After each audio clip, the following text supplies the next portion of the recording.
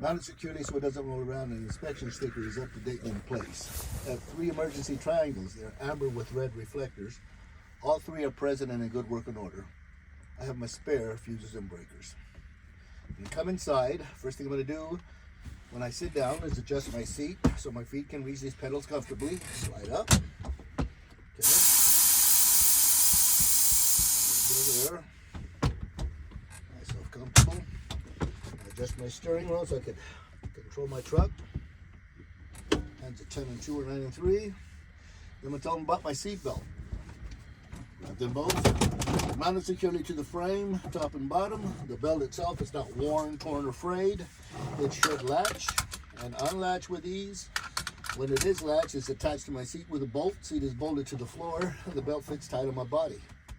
All right, now I'm going to do a safe start. When I turn the key on, the instrument panel is going to light up. Gauges are going to cycle. I will see 2 ABS lights come on and off right here.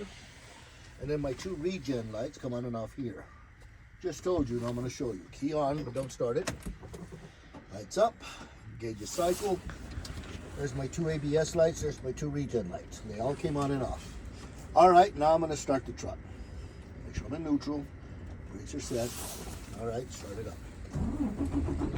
All right, now that I got power, I'm going to tell you about my glass. I have 1 windshield, 2 windows, and 6 mirrors. All the glass is clean. It is not broken. It's not cracked, and there's no illegal stickers blocking my vision. Then I will adjust the mirrors to myself. Once I'm done adjusting, I'm just going to drop my hand straight down, turn my headlights on. Green light here indicates that the low beam is on. Show you the high beam. I'm going to push this lever away from me. Blue light here indicates the high beam is on. I'm going to turn off the high beam. Since my hand is here, I'm going to tell you about some signals. The right turn signal indicator on the dash should be working on the right side of the vehicle. Left turn, check her out. Turn signal here on my dash working down the left side of the vehicle. Turn it off. The last thing this dial here controls is the wiper blades. Blades are made of rubber. They should not be worn, torn, frayed, or missing. And I know the arm is flat on the windshield. When I use the washer fluid, it should spray evenly and leave no streaks. So push the end in. Spray even. And no streaks. This is my oil pressure gauge. It's a normal operating range. This is my fuel and my DEF level. The DEF is no less than 1/8 of a tank. Right here I need to see my voltmeter. I'm going to take a blue box home. Then I got to go up. There it is. Voltmeter should read between 12 and 14.5. It's at 14.1. Normal operating range. This is my primary and secondary air gauge. They're a normal operating range. The cutoff for the air compressor is 120 to 140. This is my water temperature gauge. It's a normal operating range. I have my 4-way emergency flashers. I have 2 indicators on the dash. Should be working on both sides of the vehicle. Climate control. The first one controls the fan. All the way to the left is off. All the way to the right, maximum. Leave it maxed. Center one controls temperature. If I want hot to the right and cold to the left. Just put it wherever you want to put it. The last one here controls my vents. I'm going to put it to defroster and heater, the one facing the vent. Listen. My defroster, it is working. This is my heater. It is working. All right? Put that there, turn it down a bit. Now this is not part of the test, but I tell you guys this to get you familiarized with it. Parking brakes are for my tractor, my trailer emergency brake. If I push them in, I release them, pull them out, I apply them. This is my service brake.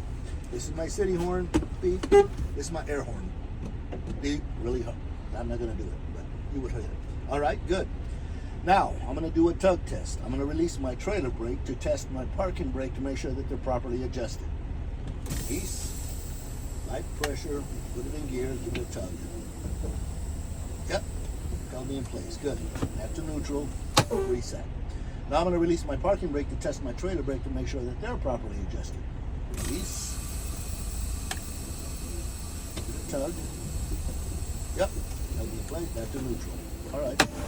Now I'm going to test my service brake. I'm going to release both brakes. I'm going to move forward 10 feet at approximately 1.5 to 5 miles an hour. I will apply the brake, and it should not pull to the right or to the left. Just told you, now I'm going to show you. Release, gear, release. Look around before I move. Make sure no one's walking by, driving by. Give me a little bit of fuel now. You ain't got to kill the brake, but do give them a good test by coming up and then braking. Not hard, just make sure it doesn't give them a decent brake. It did not pull right or left. All right, then it's going to tell you to back up. So I look around before I move. I'm going to go ahead and back up to the same position I was at.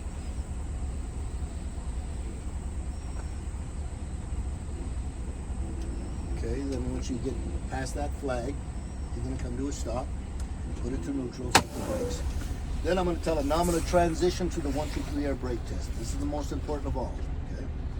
All right, so first of all, I got to build the air pressures. I need to listen for leaks. Shut it off. Roll my window down. All right. I'm going to build the air pressure by holding it at about 1,000 RPM.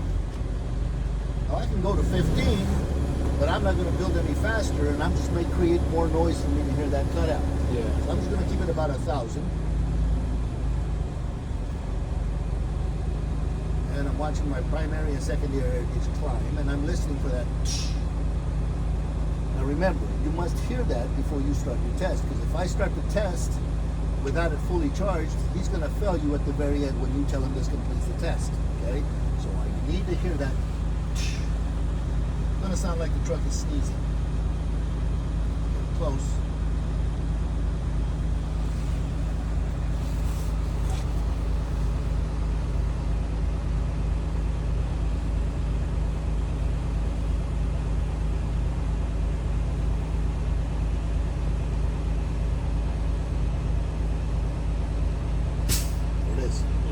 Okay, I heard it, so now I'm going to go ahead and shut it off because I don't need the air compressor anymore. Shut it off.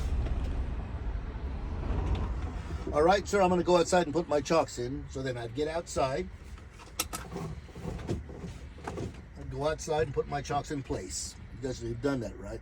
Yeah. Okay, so once I put my chocks in, I come back inside the truck. First thing I'm going to do, once again, get used to putting your seatbelt on. All right, then I'm going to take a look at my gauges. What are they doing?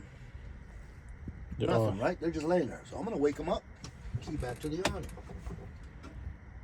Now this is one of the most, where they fail the most. So I always tell my students to say these words out loud to themselves.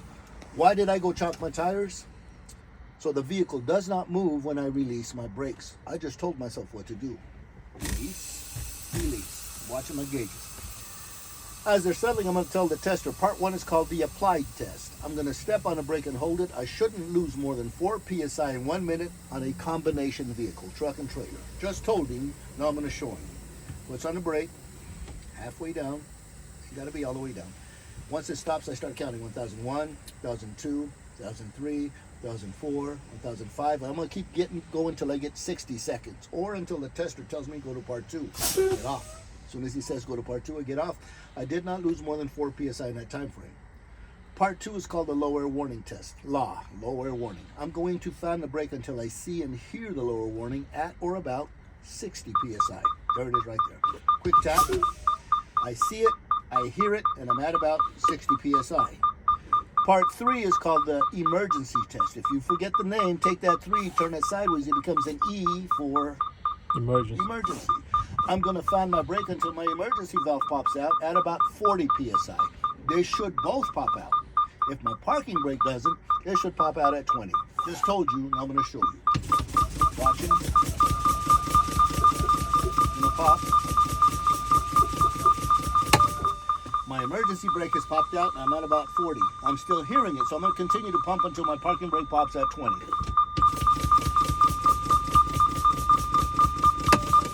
Parking brake is popped out and I'm at about 20. All right, sir, now I'm going to start the truck and rebuild the air pressure. Now that's the end of the test, but I'm not going to tell him that. I'm just going to start the truck, rebuild the air pressure. I'm going to go outside and put my chocks away. After I put my chocks away, this air is going to take time to build. So I'm going to go outside, I'm going to go look around and see what I might have forgotten, whatever part I had, A, B, C, or D, front to back. Did I tell him about this? Did I tell him about that? Did I tell him about this? I'm pointing at things. Did I? If I find something, I'm going to come back in and tell that tester, would you please come with me because I forgot to tell you about these parts. Same thing with the coupling. Go up underneath, look around. Did I tell him about that? Did I tell him? Did I? Okay, I'm good there. I'll come back inside. I'm going to go through the same thing. Did I tell him about my glass? Did I tell him about my air? Did I go to my tug test? My horns? My gauges?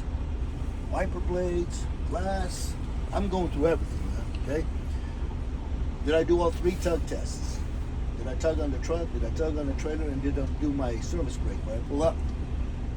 Now the most important one of all, the transition to the 1, 2, 3 air brake test. On the applied, I said 4 PSI, 1 minute for a combination vehicle. All right, got that part. Then I went to part 2, which is a low air warning test. And I told him that I should see and hear it at or about 80. Crap, did I say 80? You know what, sir? I told you 80 PSI, it should be 60.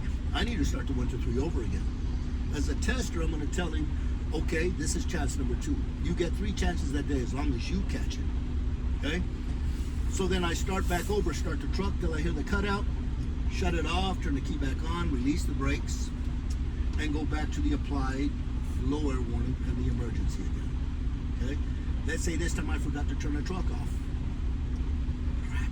Got to the very last one. It says, oh man, I screwed up again. I forgot to turn the truck off. I need to start over again. He's going to tell me this is chance number 3. Your final chance. You screw up anywhere in between there. Now as a tester, I'm just going to tell you, sorry, you failed. Go to the DRC, report. Tell him you need to reschedule. I'll see you in 2 days. Go practice. Okay? But if you're testing me and I tell you right now, okay, sir, I just got through doing my 3. I'm going to go outside and put my chocks away. This completes my test.